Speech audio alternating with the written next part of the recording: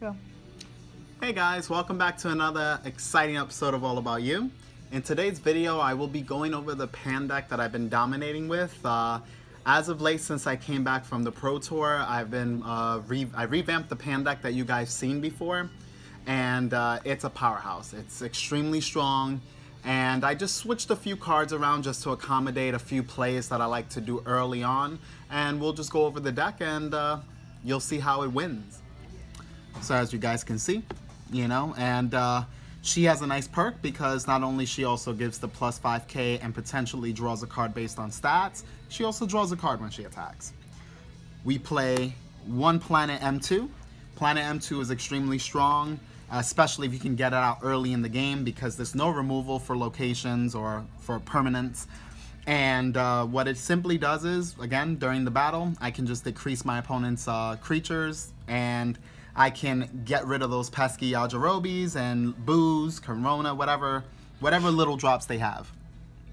Moving forward, we run 3 intensifying Trunks, Power Trunks. He was a slight addition to the deck.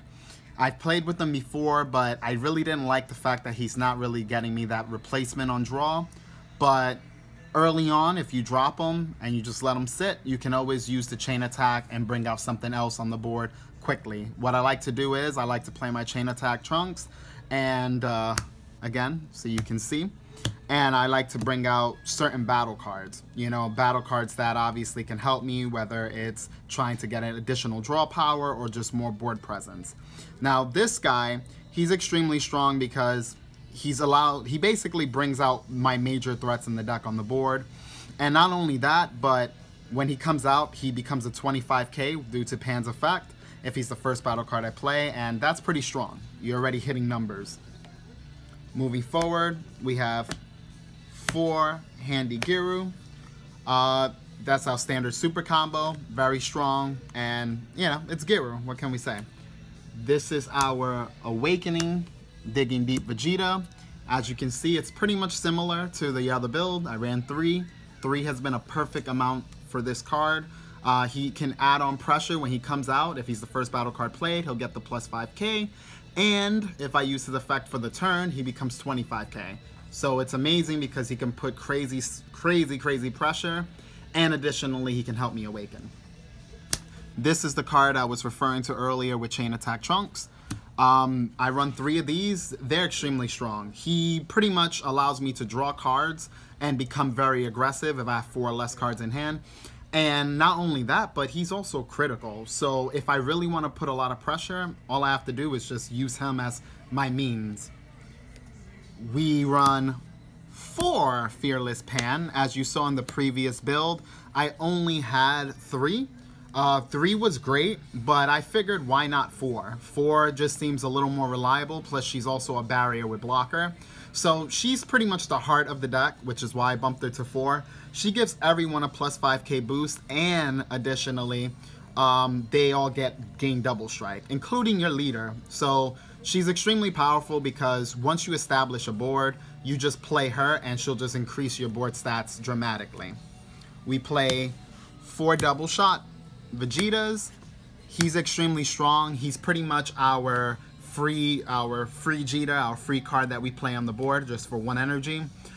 He also gains the plus 5k if you're doing it on your opponent's turn. So he's a 20k body on the board, which would be harder for your opponent to get rid of, and you net a draw off Pan's effect, which is extremely strong. We run 4 Topos because, again, this deck, we're trying to abuse the Pan leader's effect. So I'm running cards to really utilize her ability in being able to add board presence while being able to collect draw power with plus 5ks. He's our field wiper. If my opponent has weenies, especially like when I go up against the Storm deck has a really bad day because most Storm decks don't really run adequate negate. So once I attack, I can pretty much wipe out their whole board for very little. We run his partner in crime, 4 Foreseen Hit. He's pretty much the strongest 4-drop in the game, in my opinion. For red, you see your opponent's hand, you net cards. He also gains the plus 5k. So again, all these cards are just getting stronger and stronger, and I can just really pretty much stop my opponent from gaining any resources or put them in a really crippling state in the game. We run 4 Unbreakables. That's our additional super combo. So in this deck, we're pretty much running 8 super combos. And remember, guys, you can always play this battle card. Playing this battle card can actually give you a lot of nice advantages in the game. He has barrier, so remember, that would be pretty much the only card that in your deck that has barrier outside of the Pan, which Pan you want to mainly use for defense. Then we run our blue package, 4 Senzu Bean, and 4 Coercions. This is our standard blue package. Most decks run it. It's very strong, and it's something that we probably won't be seeing leaving this game anytime soon, other than the new negate that's coming out for blue, which is specifically for blue leaders, so Whis Coercion is still going to hold weight in other decks. But this is pretty much the bread and butter of the deck as far as it comes with support.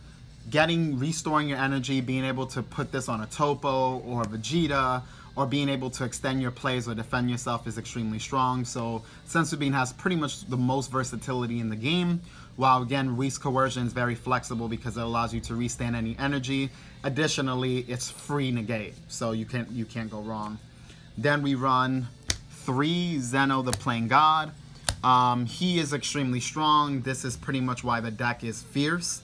You utilize him in conjunction with Chain Attack Zeno. That's pretty much the phrase of the deck. You can Chain Attack Zeno, reset the game. Since you're running the Pan leader, he'll gain the plus 5k if you want to choose to resolve it in that order at the end. So you'll start off with 6 cards instead of 5 off the Chain Attack Zeno. And you'll have a buff of a 20k Zeno on the board. And then if you haven't attacked with your leader, you can draw an additional card, which is very strong. And then last but not least, we run 1 Overwhelm card, which is Scientist Fu. I know a lot of people may think, wow, just 1 Overwhelm card. Yes, if you draw the Scientist Fu, you'll meet the requirement, and you don't ever have to worry about drawing more of those type of cards, because what I notice about the Pan deck is that she doesn't really build a big discard pile. She's mainly more control oriented, and she's just filtering through your deck, but there's really not much of a discard pile to be made. So you want to pretty much utilize a lot of your slots for cards that do something in your deck.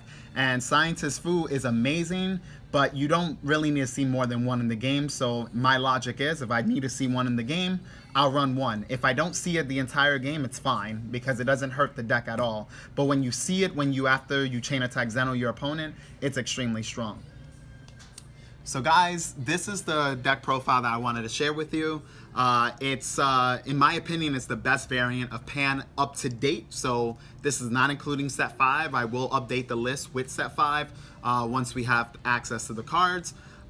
This deck is extremely strong. It's been phenomenal in testing, and I've won many events with it. Recently, when I came back, I won a couple of events, and it's because the deck is very strong, and as long as you pilot it well, you'll be good. So again, thank you for watching. I will be posting up a gameplay video of this shortly, so you'll have something to watch. And as always, this channel is all about you.